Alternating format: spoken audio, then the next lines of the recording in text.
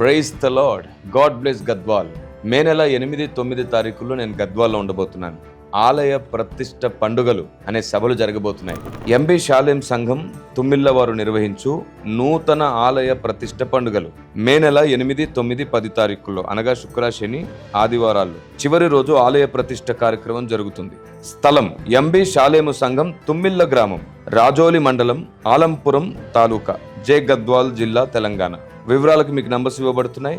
దూర ప్రాంతం నుంచి వస్తున్న వారు తప్పకుండా సంప్రదించి హాజరవ్వండి. స్థానిక సంఘ కాపరి రెవరెండ్ తిమోతి గారు ప్రేమతో ఆహ్వానించువారు. సంఘ పెద్దలు, సంఘ సభ్యులు. కన్వీనర్ రెవరెండ్ హెచ్ శాంతిరాజు గారు, ఎంబీ మిస్పా సంఘ కాపరి, గద్వాల్. తప్పకుండా హాజరవడానికి ప్రయత్నం చేయండి. ఈ 2 రోజులు నేను మీ మధ్యలో ఉండబోతున్నాను. విశేషమైన సంగతులను మాట్లాడుకుందాం.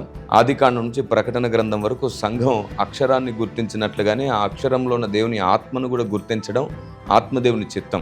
ఇప్పటికే మనలో ఎందరో అభిషక్తులు, పండితులు, మహానుభావులు, ప్రవక్తలు, అపోస్తలులు, భక్తులు వాడబడ్డారు. మనకు తెలియని వందల వేల సంగతులు నేర్పించారు. అయితే ఈ చివరి దినాలలో అత్యవసరంగా వాటన్నిటిని జీర్ణించుకోవలసి ఉన్నది. అపార్థం చేసుకున్న వాటన్నిటిని తిరిగి అర్థం చేసుకోవలసి ఉన్నది.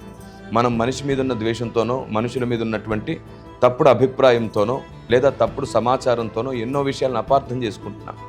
తిరిగి వాటన్నిటిని సరి చేసుకోవడానికి ఆత్మదేవుని చేత నడవాల్సిన అవసరం ఉంది.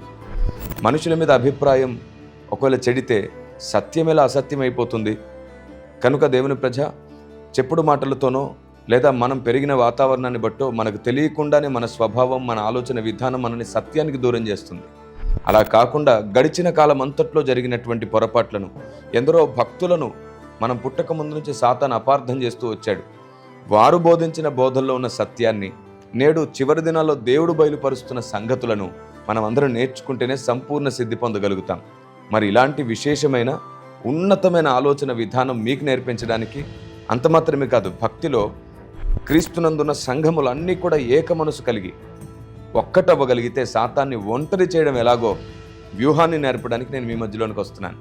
తప్పకుండా హాజరవ్వండి. సమయానికి మీరందరూ సభా ప్రాంగణంలో ఉండి దేవుని బ్రతిమాలుకోండి. ఆయనే ప్రత్యక్షత గల మనసిచ్చి మనల్ని నడిపించునుగా.